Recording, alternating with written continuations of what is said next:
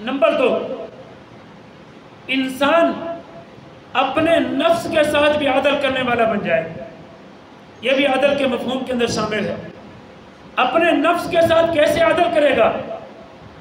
اسلام نے اعلان کیا ہے قرآن مقدس نے، ان اللہ اشتری من المؤمنین انفسهم واموالهم بان لهم الجنہ.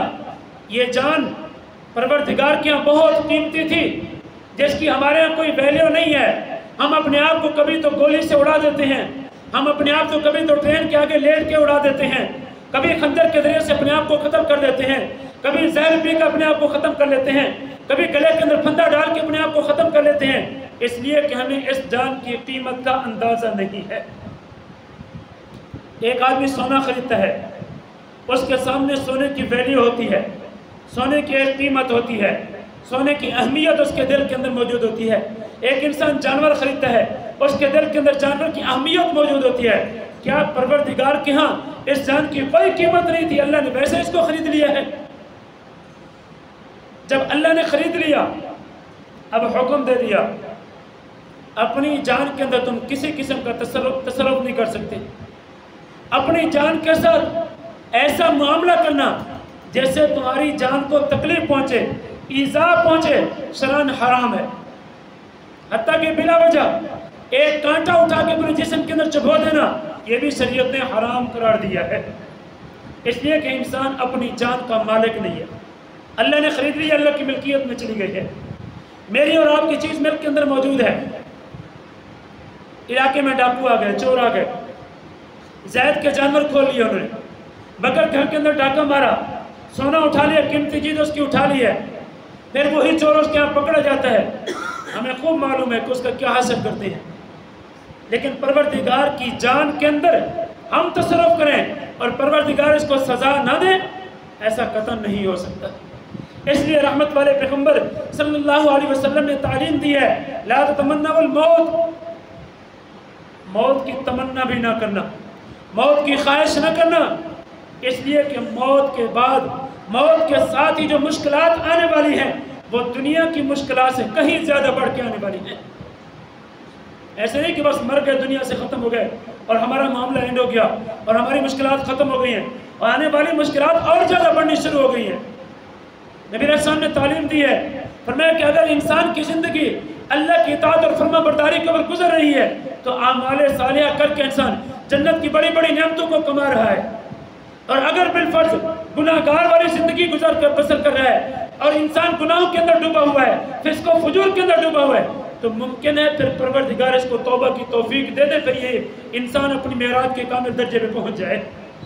تو یہ زندگی تو ایک بہت بڑی نعمت تھی، انسان کی جان بہت بڑی قیمتی تھی، لیکن ہم نے اس کی اہمیت کو نہیں سمجھا، اس جان کی قیمت کو ہم نے نہیں سمجھا ہے. اس لیے کہیں تو انسان پھندا ڈال کے اپنے آپ کو ختم کر دیتا ہے، کہیں تو انسان گولی چلا کے اپنے آپ کو ختم کر دیتا ہے، کہیں زہر پی کے انسان اپنے آپ کو ختم کر دیتا ہے. حضور کریم صلی اللہ علیہ وسلم نے ارشاد فرمایا، جس آدمی نے پہاڑ سے اپنے آپ کو گرایا اور یوں اپنے آپ کو قتل کر ڈالا، مرنے کے بعد اس کو آرام نہیں آیا، سکون نہیں آیا، جہنم کی وادی کے اندر فرمایا قیامت تک یہ اپنے آپ کو گراتا رہے گا جہنم کی آگ کے اندر. یہ صرف ایک مرتبہ کی سزا نہیں ہے کہ چلو موت کے وقت کی سختیاں آئیں گی، برداشت کر لیں گے اور کافی ہو جائے گا. نہیں نہیں نہیں، اس کے بعد بھی ہمیشہ کے لیے پھر یہی اپنے آپ کو قتل کرنے کی سزا جاری رہے گی. اگر کسی نے زہر پی اور زہر کے ذریعے سے اپنے آپ کو ختم کر دیا، کل قیامت تک اس کے ہاتھ میں زہر موجود ہوگی، یہ پیتا رہے گا، خودکشی کرے گا، پھر زندگی ملی، پھر خودکشی کرے گا، پھر زندگی ملے گی، یوں قیامت تک یہ قائم و دائم رہے گا. فرمایا اس نے اپنے آپ کو لوہے کے ٹکڑے کے ساتھ قتل کر دیا ہے، قیامت تک لوہے کا ٹکڑا اس کے پیٹ کے اندر گھستا رہے گا اور یہ اپنے آپ کو قتل کرتا رہے گا. کیا یہ سزا کم تھی کہ موت کے وقت کی سختیاں اس کے اوپر آئیں؟ فرمایا اگر معلوم ہو جائے انسان کو، لو تعلمون ما اعلم، اگر جو میں جانتا تمہیں معلوم ہو جائے، وَلَبَكَيْتُمْ كَثِيرًا وَزَحِكْتُمْ قَلِيلًا، پھر تمہیں دنیا کے اندر ہنسنا نہ آئے، پھر رونے کے اندر تمہاری زندگی بسر ہو جائے. اس لیے پیغمبر علیہ السلام کی زندگی کو ہم دیکھتے ہیں تو پھر ساری رات آنسو گزرتے ہوئے گزر جاتی ہے. وہ آخرت کے حالات کو جانتے تھے، آخرت کے ماحول کو جانتے تھے، موت کی سختیوں کو جانتے ہیں۔ امی عائشہ صدیقہ کیا فرماتی رضی اللہ تعالیٰ عنہ، میں نہیں سمجھتی تھی کہ موت کے وقت بھی سختیاں آتی ہیں، لیکن جس وقت پیغمبر علیہ السلام کی موت کا ٹائم شروع ہوا ہے، حضور کے پاس پانی کا پیالہ موجود ہے اور پیالے کے اندر ہاتھ ڈبو کے اپنی پیشانی پہ اپنے سینے پہ ملتے ہیں اور بار بار غسل فرماتے ہیں اور کہہ رہے ہیں اے پروردگار موت کی سختیاں برحق ہیں۔ اس وقت سے مجھے احساس ہوا کہ ہاں موت کی بھی سختیاں ہوتی ہیں۔ تو یہ کھیل نہیں ہے کہ بس اپنے آپ کو قتل کر دیا، اور پھر قتل بھی کیوں کیا؟ صرف دنیا کی چند روزہ زندگی کی مشقات کے اندر آنے کی وجہ سے، یہ مشقات مجھ سے برداشت نہیں ہو رہی۔ اچھے سے اچھا مکان موجود ہے، کھانے پینے کے لیے اچھا انتظام موجود ہے، لیکن مالی طور پہ تھوڑی سی پریشانی آ گئی اور اپنے آپ کو قتل کر دیا۔ لیکن قناعت کا طریقہ اختیار نہیں کیا کہ اگر مجھے ماہانہ موبائل کے اندر میں اتنا خرچ کرتا ہوں، 2000 کی بجائے میں 500 کے اوپر آ جاؤں، 2000 روپے کے اوپر آ جاؤں، تاکہ میرا کچھ خرچہ بچ جائے۔ میرا چائے کا خرچہ اگر ماہانہ 10,000 کا بنتا ہے تو میں 2000 کا کر لوں، میں 1000 کا کر لوں، تاکہ میرا نظام اچھا بن جائے۔ اتنا بھی تو اتفاق ہو سکتا ہے۔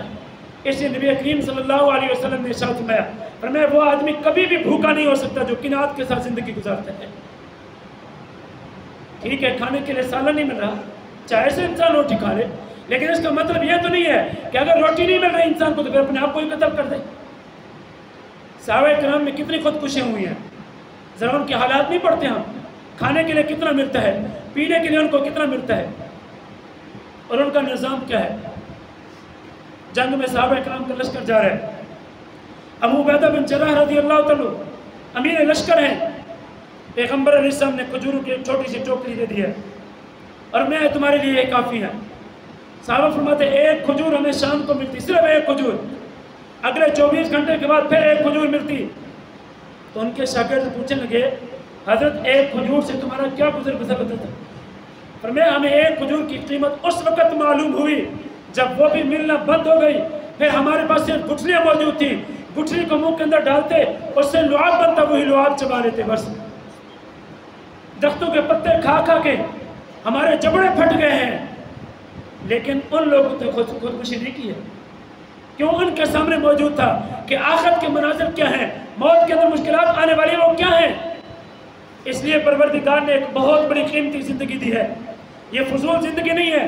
افحسبتم انما خلقناکم عبثا، کیا تم نے یہی گمان کر لیا کہ تم فضول پیدا کیے گئے، بس بیکار پیدا کیے گئے؟ نہیں، بلکہ پروردگار نے تمہیں ایک بہت بڑے قیمتی مقصد دے کو بھیجا دنیا کے اندر۔ تو عدل و انصاف کا دوسرا حصہ، دوسرا پہلو عدل کا، کہ انسان اپنی جان کے ساتھ بھی عدل کرنے والا بن جائے۔ قربان جاؤں اسلام پہ کہ اسلام پروردگار چاہتا تو دن رات ڈیوٹی لگا دیتا۔